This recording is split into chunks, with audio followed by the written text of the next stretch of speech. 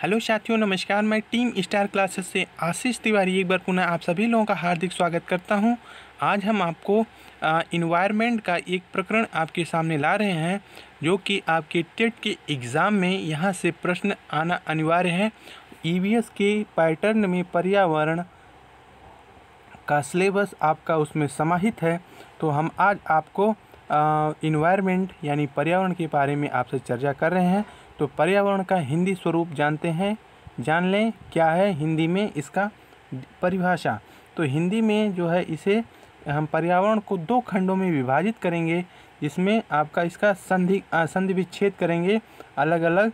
तो इसका जो है संधि विच्छेद का होगा परिधन आवरण यानी पर्यावरण, यानी परि का मतलब क्या हो गया, चारों ओर, और आवरण का मतलब ढका हुआ या घेरा, यानी किसी भी जीव के चारों तरफ जो घेरे हुए हैं और प्रत्यक्ष रूप में प्रभाव ना डालकर अप्रत्यक्ष रूप में प्रभाव डालती है, वह उसका मतलब उस जीव के लिए पर्यावरण कहलाती है। जानकारी स्पष्ट ना। अब देखते हैं अंग्रेजी में जो है इसको हम इन्वायरमेंट कहते हैं, और फ्रेंच भाषा में इसको हम क्या कहेंगे, फ्रेंच भाषा में इसको हम इन्वायरोनेर कहते हैं, जो कि फ्रेंच भाषा से बना है। और यह आपका प्रश्न यहाँ से बन सकता है कि फ्रेंच भाषा में इन्वायरमेंट को क्या कहते हैं। तो इन्वायरोनेर कहा जाता है, यानी इसको जो है हिंदी में इसका हम जब परिवर्तन करेंगे तो इसका अर्थ हो गया पास पड़ोस, यानी पास पड़ोस में घटने वाली समस्त घटनाएं जो हमें प्रभावित करें, वह जो है आपका इन्वायरमेंट है, यानी पर्यावरण है। तो आपको हिंदी और अंग्रेजी के रूप में हमने इसको परिभाषित किया। अब देखते हैं इसके प्रमुख घटकों के बारे में। तो पर्यावरण के प्रमुख घटक कौन कौन से हैं उसको हम देखते हैं। तो पर्यावरण के प्रमुख दो घटक हैं। उसमें आपका पहला है प्राकृतिक घटक और दूसरा मानव निर्मित घटक। तो अब देखते हैं प्राकृतिक घटक कितने प्रकार का है। तो प्राकृतिक घटक भी आपका दो प्रकार का है, जिसमें आपका पहला है जैविक घटक और दूसरा है अजैविक घटक। जैविक घटक में सजीव प्राणियों का संसार जिसमें जीवन हो, यानी जिसमें जीवन होगा वही सजीव कहलाएगा, और वो जो है जैविक घटक के अंतर्गत आएगा। जिसमें आपको बता दें कि जैविक घटक भी दो प्रकार का है। पहला आपका वनस्पति जगत, दूसरा आपका जंतु जगत। अब देखते हैं अजैविक घटक के बारे में। तो अजैविक घटक जो कि आपका निर्जीव माना गया है, और वे निर्जीव तत्व जो प्रकृति के द्वारा बने हैं। अजैविक घटक वे निर्जीव तत्व हैं जो प्रकृति के द्वारा बने हैं। इसके अंतर्गत आपका जल, मृदा, पर्वत, पठार, वायु, ये सब आपकी प्रकृति के द्वारा बनाए गए तत्व हैं, जो कि आपका अजैविक घटक में आएंगे। अब देखते हैं पर्यावरण के आपके दो घटक थे, जिसमें हमने आपको बताया प्राकृतिक घटक के बारे में। अब देखते हैं दूसरा घटक आपका मानव निर्मित। वे निर्जीव तत्व जिसका निर्माण मानव द्वारा हुआ मानव निर्मित घटक कहलाए, मानव निर्मित वस्तु कहलाए। अब देखते हैं मानव ने क्या निर्माण किया। तो वो जो है आपका संस्कृति, घर, किताब, आपका मकान, आपके चेयर, कुर्सी जो भी हो, वो जो है आपका मानव निर्मित में आ जाएंगे। अब देखते हैं आगे आपका क्या है। एक प्रश्न है, टेस्ट ट्यूब बेबी इनमें से किस घटक में आएगा। टेस्ट ट्यूब बेबी इनमें से किस घटक में आएगा, ये आपका प्रश्न बन चुका है एक बार। इसमें काफ़ी लोगों ने गलती की थी कि इसका जो है ट्रिक करके आए थे मानव निर्मित में, लेकिन यहाँ पे जो कि आपका जैविक घटक होगा, वो क्यों, उसको हम बता दें आपको कि टेस्ट ट्यूब बेबी में जो भी एक आपका वो भी सजीव है, उसमें भी जीवन पाया जाता है, ठीक ना, उसमें भी जीवन पाया जाता है, इसलिए उसको जैविक घटक के अंतर्गत रखा गया, क्योंकि यह मानव निर्मित नहीं है, मानव निर्मित नहीं है, ये आपका जैविक में है। क्योंकि मानव क्या बनाता है आपका, मानव आपका क्या बनाता है, संस्कृति बनाता है, घर बनाता है, मकान बनाता है, लेकिन एक टेस्ट ट्यूब बेबी को नहीं पैदा करता, क्योंकि उसमें जीवन होता है। वो टेस्ट ट्यूब बेबी आपका मानव निर्मित क्षेत्र से अलग है, क्योंकि वो जो है जैविक में आएगा, क्योंकि बेबी आपका टेस्ट ट्यूब बेबी जो कि आपका उसमें भी जीवन पाया जाता है, इसलिए आपका जैविक घटक के अंतर्गत आएगा। जानकारी स्पष्ट हो गई ना। अब देखते हैं आगे पर्यावरण के क्षेत्र। इसके 4 प्रमुख क्षेत्र हैं आपका। पहला स्थल मंडल, जल मंडल, वायुमंडल और जैव मंडल। इन चारों के बिना पर्यावरण इनकम्प्लीट है, यानी अपूर्ण है। अब देखते हैं इसमें स्थल मंडल के बारे में। स्थल मंडल का स्वरूप कैसा है, तो स्थल मंडल का स्वरूप जो है आपका ठोस है। स्थल मंडल का स्वरूप जिस पर हम आप खेलते हैं, रहते हैं, वो आपका ठोस है, उसका स्वरूप ठोस है। निर्माण कैसे हुआ, तो सैल और खनिजों के माध्यम से इसका निर्माण हुआ, और ऊपरी परत जो कि आपका मृदा कहलाती है, इस पर हम खेतीबाड़ी का काम पूरा करते हैं। और जो है यह लगभग 1/3 भाग पर इसका विस्तार है, और यह जो कि आपका 29% स्थल मंडल पृथ्वी पर पाया जाता है। अब आगे देखते हैं, आगे आपका क्या है, तो आगे आपका है जल मंडल। जल मंडल के बारे में समझते हैं।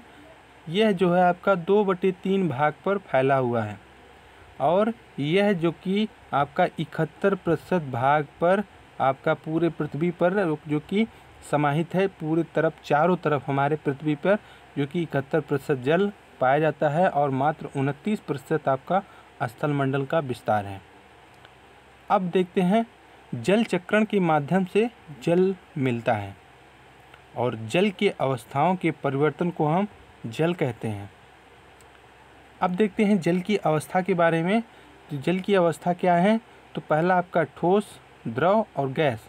और ठोस के रूप में आपका बर्फ़, जल जो है आपका ठोस रूप में बर्फ़ के रूप में मिलेगा, जो कि आपके पर्वत पठार में, जो कि आपका अंटार्कटिका महाद्वीप में देख लीजिए, हिमालय पर्वत पर देख लीजिए, आपका जो है वहाँ पे जो कि आपका जल ठोस रूप में पाया जाता है। और तरल रूप में आपका, द्रव रूप में नदी और सागर, तालाब, पोखर, इसमें जो है आपका तरल रूप में पाया जाता है जल। और गैस के रूप में आपका वाष्प, जो कि वायुमंडल में पाया जाता है।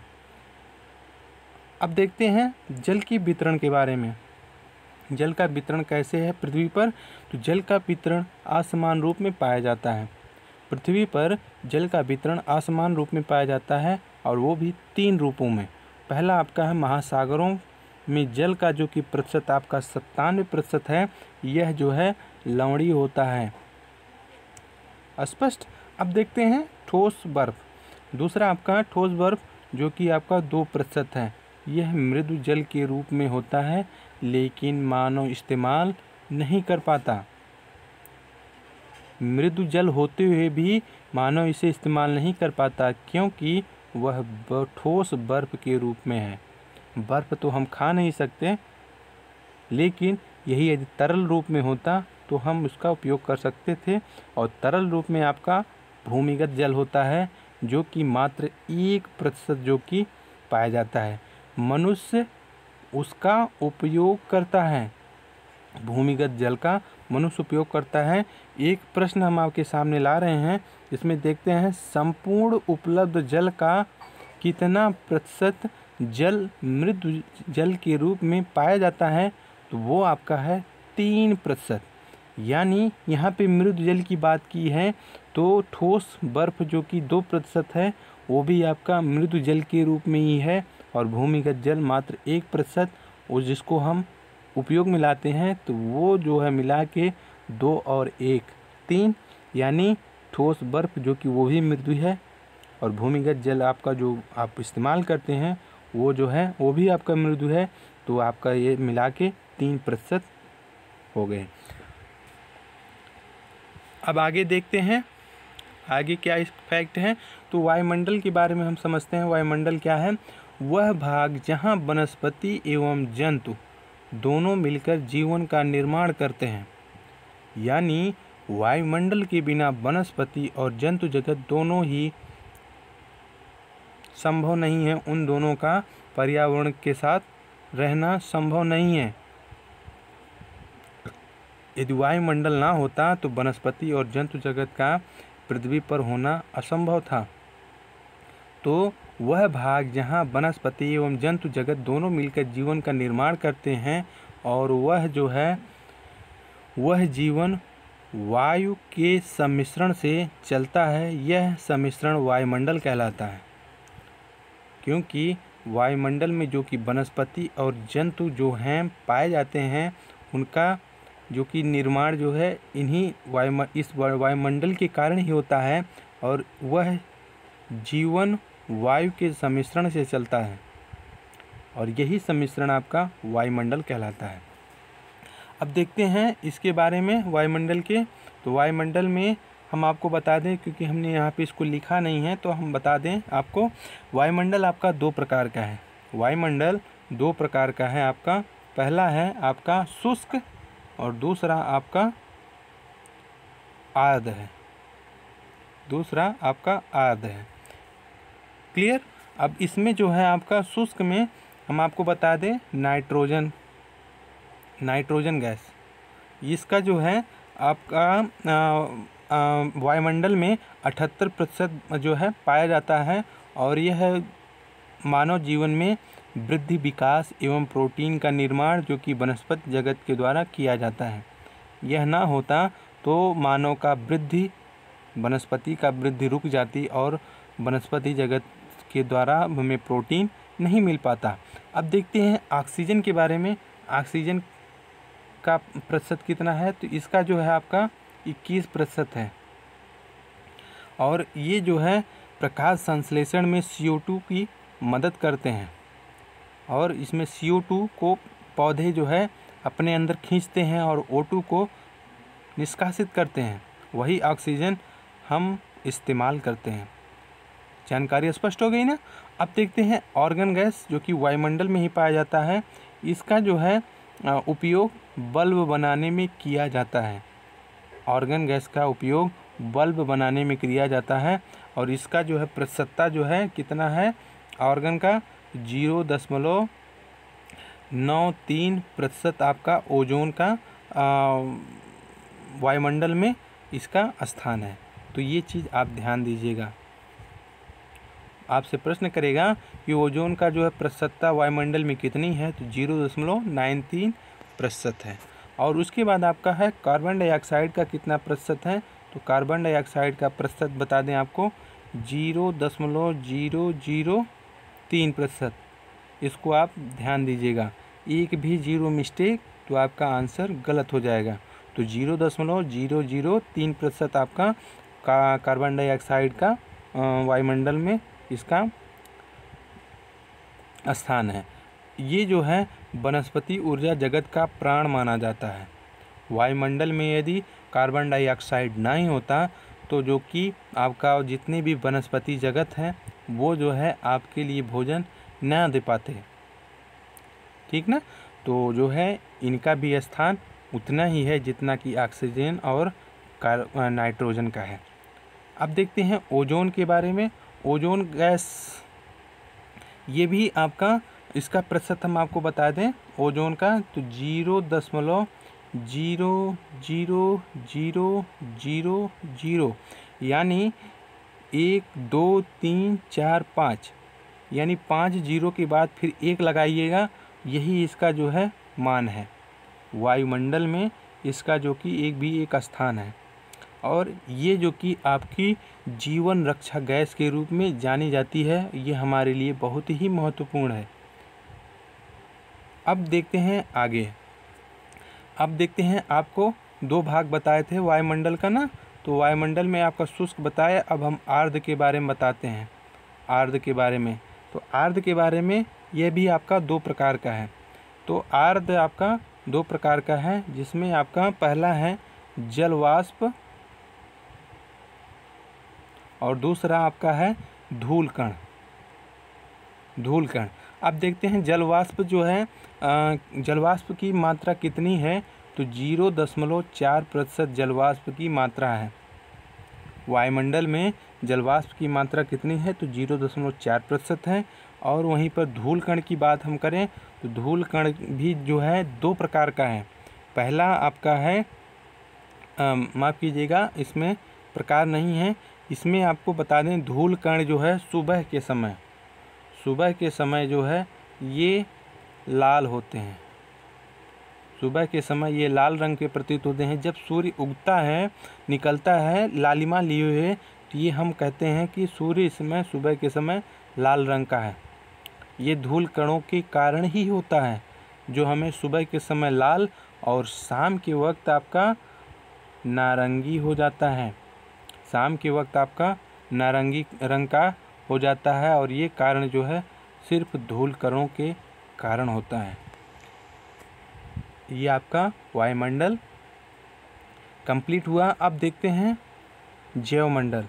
जैवमंडल जो कि स्थल, जल, वायु को हम मिलाकर जैवमंडल कहते हैं। स्थल, जल, वायु को मिलाकर हम जैवमंडल का निर्माण करते हैं, ठीक ना। तो ये मतलब प्रकृति के द्वारा होता है। स्थल, जल, वायु का जो है निर्माण जो कि प्रकृति के द्वारा होता है, और यही तीनों जो है एक जैवमंडल का स्वरूप प्रदान करते हैं। और इनके बिना हम अधूरे हैं, क्योंकि इनमें से एक भी ना रहे तो हमारा अस्तित्व इस पृथ्वी पर ना होता, और शायद पृथ्वी पर कोई भी प्राणी ना के बराबर क्या बिल्कुल नहीं होता। तो ये जो है आपकी 4 अहम फैक्ट पर्यावरण के हमने आपसे चर्चा की। स्थल मंडल, जल मंडल, वायुमंडल और जैवमंडल आपको हमने यहाँ पे बताया।